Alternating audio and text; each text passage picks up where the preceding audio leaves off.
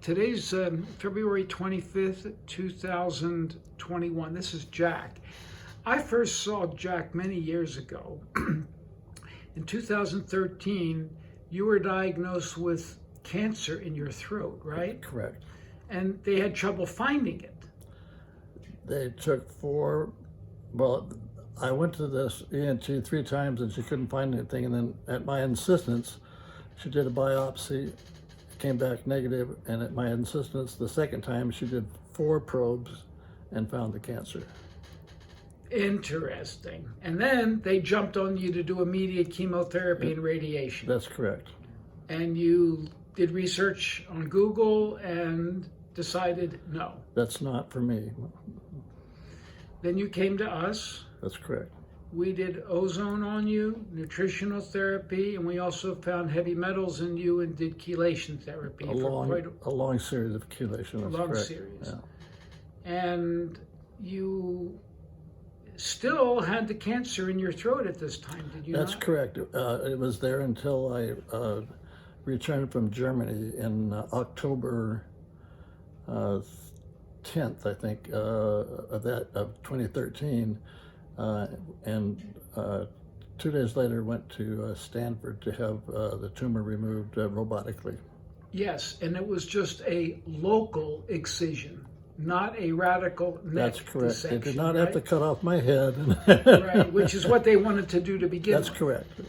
They wanted to, Well, actually, they wanted to dissect your neck. Actually, Dr. Larian, who was from Los Angeles, he called me on a Saturday night and said, "I don't want to do it." He said the damage would be so much that you would you would not like it.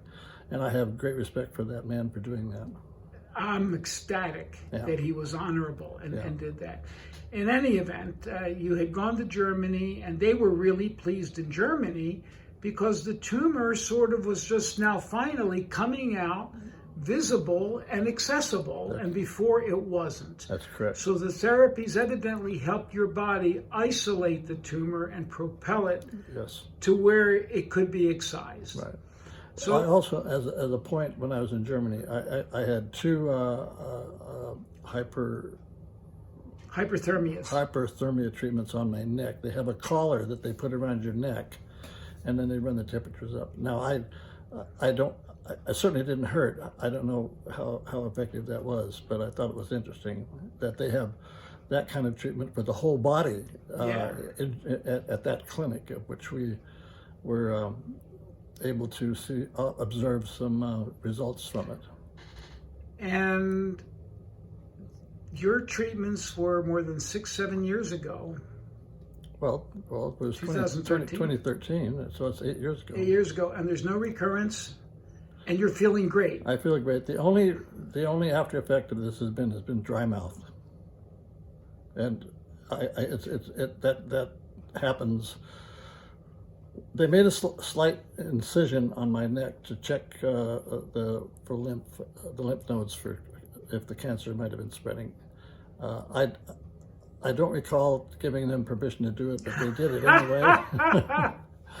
But then they told me that that's probably what caused my dry mouth. Okay. They might have damaged one of the salivary glands.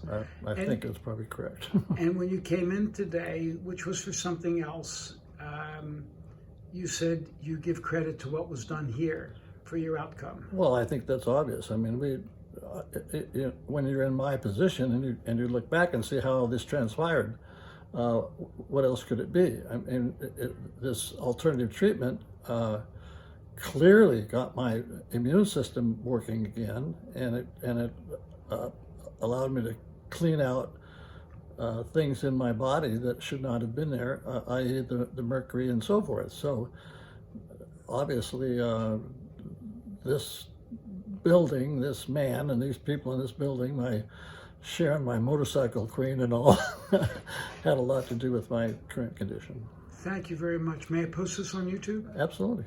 Thank you.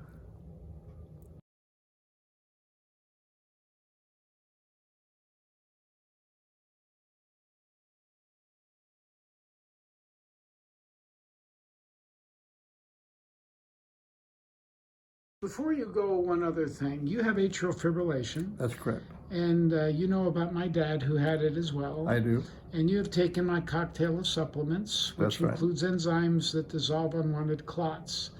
And you have not been on rat poison, also known as Coumadin. I was on it for 1 week, and I said, that's enough of that. And then you stopped and you went on my cocktail? No, actually, I stopped and I went on 2 81 milligram aspirins a day. Okay. And then what happened? Well, you're not taking them still, are you? Yeah. Oh, you are? In fact, I ended up talking to the head of cardiology at UCSF in a restaurant up in Mount Shasta, of all places.